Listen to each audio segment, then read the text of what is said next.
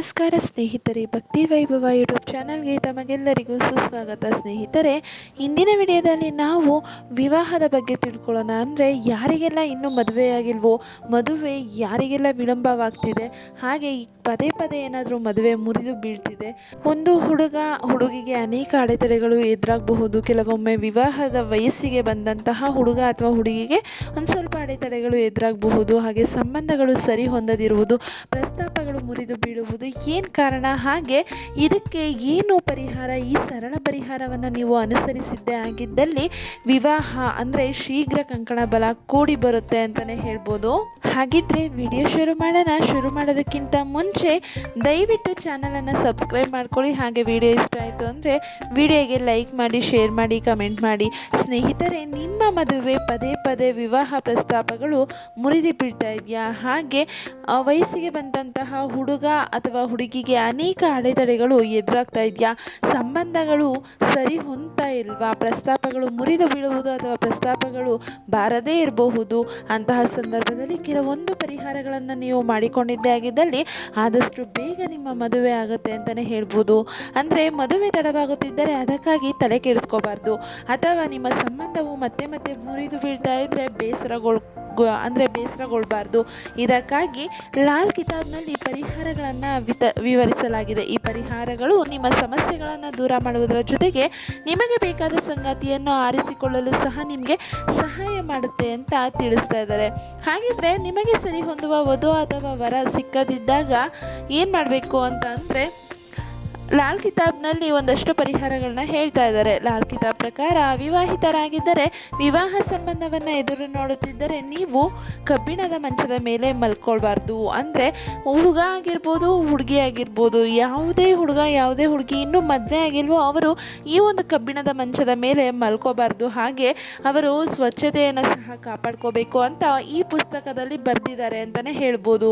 ಹಾಗೆ ಸ್ನೇಹಿತರೆ, ಶೀಘ್ರ ವಿವಾಹಕ್ಕಾಗಿ ಗುರುವಾರದ ದಿನ ಮತ್ತು ಪ್ರತಿ ಹುಣ್ಣಿಮೆಯ ದಿನ ವಟವೃಕ್ಷ ಅಂದರೆ ಆಲದ ಮರದ ಪ್ರದಕ್ಷಿಣೆ ಮಾಡಬೇಕು ಎಂದು ಲಾಲ್ ಕಿತಾಬ್ ಸೂಚಿಸುತ್ತದೆ. ಕನಿಷ್ಠ ಪಕ್ಷ 108 ಬಾರಿ ಪ್ರದಕ್ಷಿಣೆಯನ್ನು ಮಾಡಬೇಕೆಂದು ಈ ಪುಸ್ತಕದಲ್ಲಿ ಸೂಚಿಸಲಾಗಿದೆ. ಹಾಗೆಯೇ ವಟವೃಕ್ಷ, ಅರಳಿ ಮರ ಮತ್ತು ಬಾಳೆ ಗಿಡಗಳಿಗೆ ನೀರನ್ನು ಹಾಕಬೇಕೆಂದು ಸಹ ಸಲಹೆ ನೀಡಲಾಗಿದೆ. ಹೀಗೆ ಮಾಡೋದ್ರಿಂದ ಯಾರಿಗೆ ವಿವಾಹವಾಗಿಲ್ಲವೋ ಅವರಿಗೆ ಶೀಘ್ರ ವಿವಾಹ ಕಾರ್ಯವು ನೆರವೇರುತ್ತದೆ ಎಂದು ಹೇಳಲಾಗುತ್ತದೆ. ನೋಡಿದ್ರಲ್ಲ ಸ್ನೇಹಿತರೆ, ಇದು ತುಂಬಾ ಸರಳ ಪರಿಹಾರ. ಈ ಒಂದು ಪರಿಹಾರವನ್ನು ನೀವು ಮಾಡ್ಕೊಂಡಿದ್ದೇ ಆಗಿದ್ದಲ್ಲಿ ಶೀಘ್ರ ಕಂಕಣ ಬಲ ನಿಮಗೆ ಕೂಡಿ ಬರುತ್ತೆ ಅಂತಲೇ ಹೇಳ್ಬೋದು. ಇದರ ಜೊತೆಗೆ ಗುರುವಾರಗಳಂದು ದೇವಗುರು ಬೃಹಸ್ಪತಿಯನ್ನು ಆರಾಧಿಸುವ ದಿನ. ಈ ದಿನದಂದು 2 ಗೋಧಿಯ ಪೇಡಗಳನ್ನು ತೆಗೆದುಕೊಂಡು ಅದಕ್ಕೆ ಒಂದು ಚಿಟಿಕೆ ಅರಿಶಿಣವನ್ನು ಲೇಪಿಸಿ ಹಸುಗಳಿಗೆ ತಿನ್ನಿಸಬೇಕಾಗತ್ತೆ. ನಿಮಗೆ ಬೇಕಾದರೆ ಕಡಲೆ ಹಿಟ್ಟಿನ ಜೊತೆಗೆ ಬೆಲ್ಲವನ್ನು ಸಹ ಹಾಕಿ ತಿನ್ನಿಸ್ಬೋದು. ಈ ಒಂದು ಸರಳ ಪರಿಹಾರವನ್ನು ನೀವು ಮಾಡಿದ್ದೇ ಆಗಿದ್ದಲ್ಲಿ ಶೀಘ್ರ ಕಂಕಣ ಬಲ ಕೂಡಿ ಬರುತ್ತೆ ಅಂತಲೇ ಹೇಳ್ಬೋದು. ಹಾಗೆ ಗುರುವಾರಗಳಂದು ಈ ಪರಿಹಾರವನ್ನು ಒಮ್ಮೆ ಮಾಡಿ ನೋಡಿ. ಅಂದರೆ ಸ್ನಾನ ಮಾಡುವ ನೀರಿಗೆ ಒಂದು ಚಿಟಿಕೆ ಅರಿಶಿನ ಪುಡಿಯನ್ನು ಹಾಕಿ ಸ್ನಾನ ಮಾಡಿ. ಜೊತೆಗೆ ಈ ದಿನ ಹಳದಿ ಆಹಾರವನ್ನು ಸೇವಿಸಿ. ಈ ಪರಿಹಾರವು ನಿಮ್ಮ ಮದುವೆಯು ಸಾರ್ಥಕವಾಗುವಂತೆ ಮಾಡುತ್ತದೆ.